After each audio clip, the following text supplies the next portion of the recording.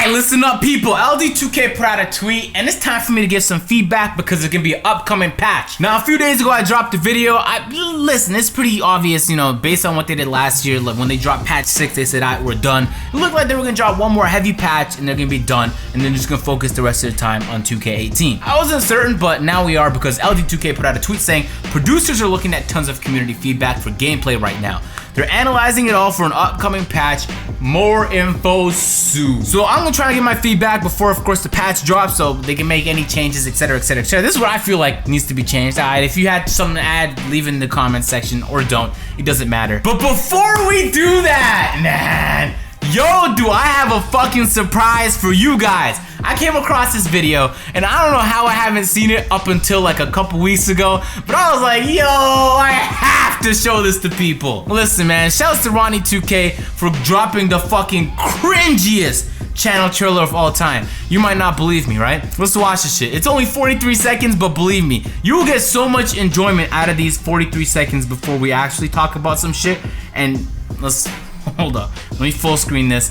Yo, real quick, the like and dislike ratio is something serious. I don't know, Ronnie. I think a lot of people like you. Let's get into it. Oh, the cringe! Oh! Who's the man with the plan? It's the first time we're hearing this with audio. This shit is fucking corny!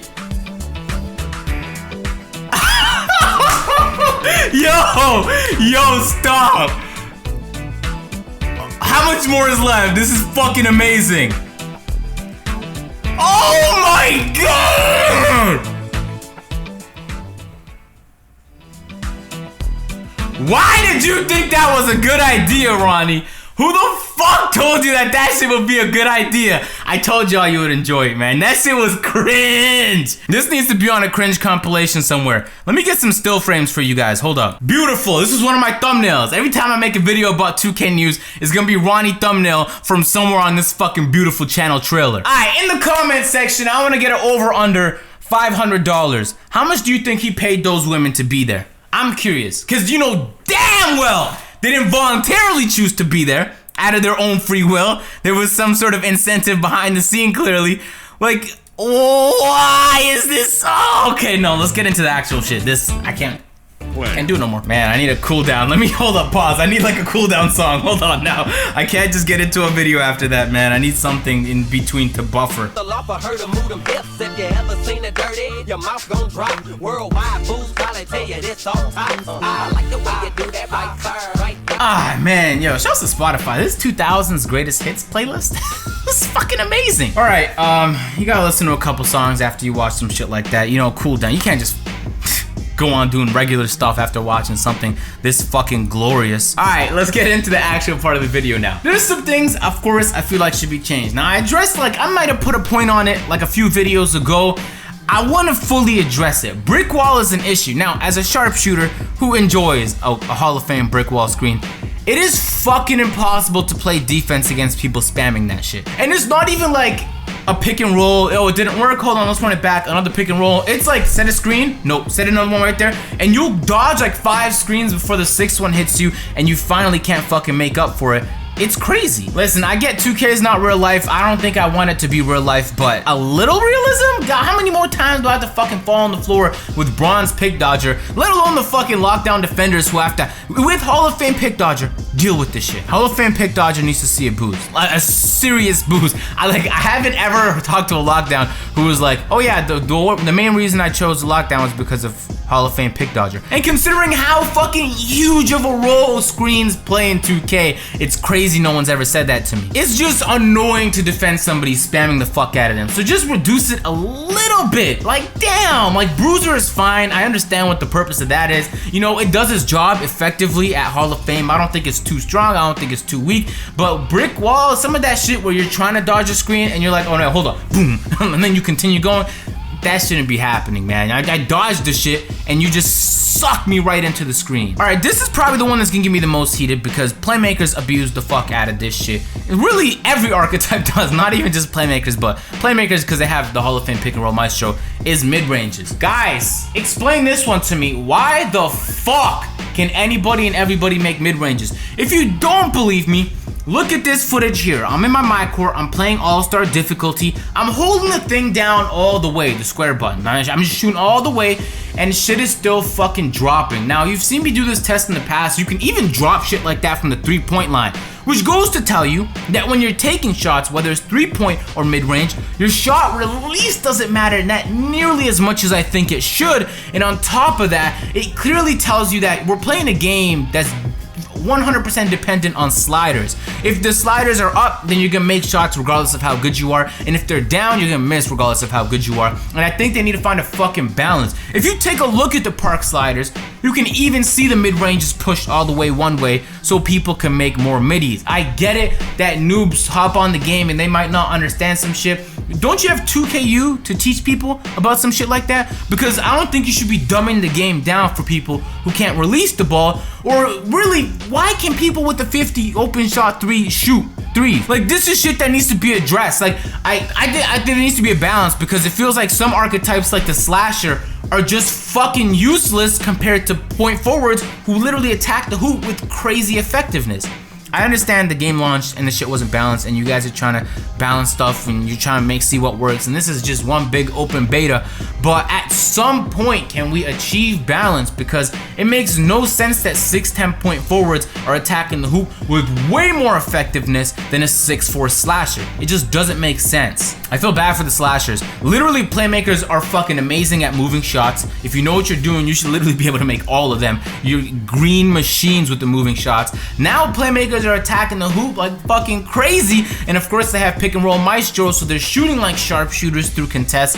And it's like, it's really like, if you don't have a playmaker, then I don't know what you're doing. Like, you need to have at least one of those, because it's the best archetype right now in the game. You already know I declared the point forwards, the 6'10" point forward, the best build in the game, because you slash like a slasher, you're shooting like a sharpshooter. It's like, I don't know where you lose. The only way you lose is actually on your moving shots. When you make yourself taller, that's the only way. So something about the mid-ranges, or just reduce the fucking sliders, or just make sure the ratings mean something. When the game launched, the ratings meant something and stuff was incredibly overpowered, and so they just tuned it down like a lot, and then they patched a couple badges, took out some animations, until like they kind of just morphed all the archetypes into one another, and in some weird little system where people are consistently at a disadvantage. 2K, you need to bring back the contact and the playmaker animation glitch. This shit is not fair for people who just got the game or who are making new players.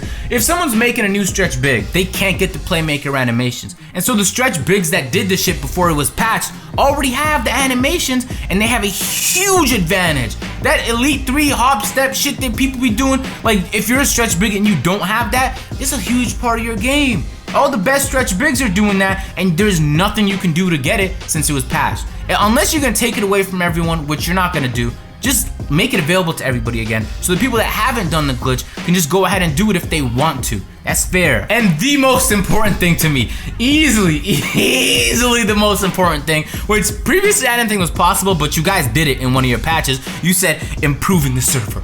I don't know what you have to do. In fact, yo, hold up, guys. I'm like, y'all think I'm joking, but I'm 100% serious about the server shit, because I keep making videos talking about it.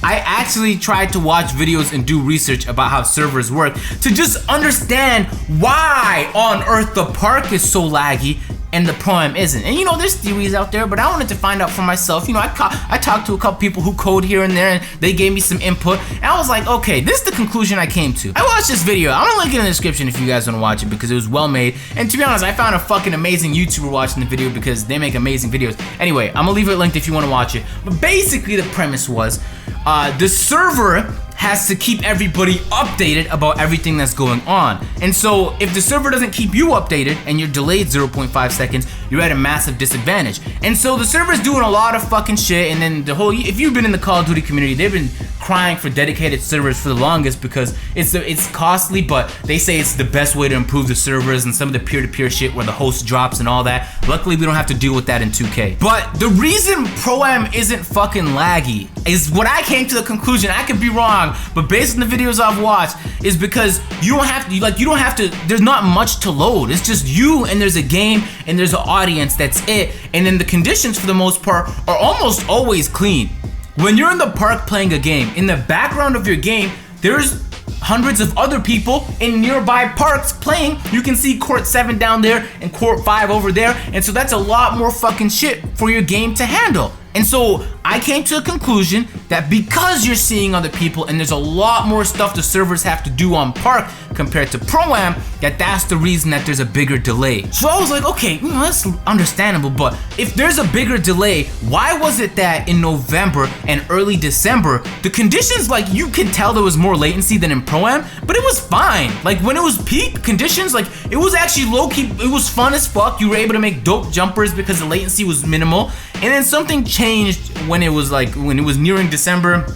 Everybody got the game, and you figured, like, no, it'll get better, right? And no, it didn't get better. Like, second Park After Dark happened, that was a massive disaster. Third was a disaster, and since then, like, it just hasn't been able to recover. So if it was like that before, why isn't it like that anymore? And how do you get back to that? I don't know. I'm not a programmer. I'm not gonna try and find out, because that's gonna involve a fuck ton more research than watching some videos, blog posts, and talking to some friends. But I don't know what the solution is, 2K. Clearly this shit is complicated, because you guys have been trying to work out this shit all year, and all year last year, the year before that, the one before that too, the one also before that, since like fucking 2K10. Every game has server issues. Every one. I play Rainbow Six. It takes like sometimes like 5-6 minutes just to match make you into a game. It can be frustrating at times, but I haven't seen some shit like this. Like 2K, like the servers are on a whole new level of fuckery, and I haven't played a game that compares. Except like when Watch Dogs 1 dropped. That shit was like, you couldn't even go online for like 3 weeks,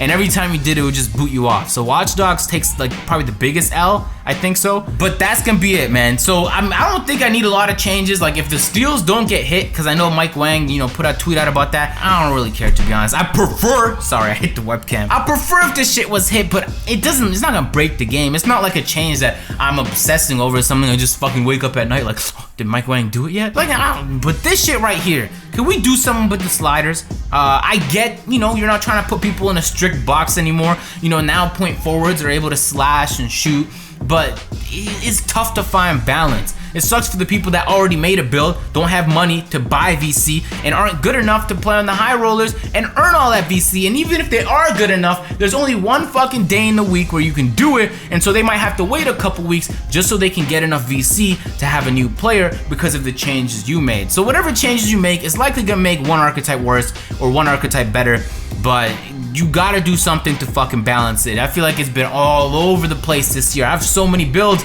I don't know if after the next patch my build's gonna be garbage or it's gonna be lit as fuck. You never know. But of all archetypes, like, I think the playmakers are gonna get the biggest hit. And then next is sharpshooters. The playmakers and sharpshooters been getting hit all year.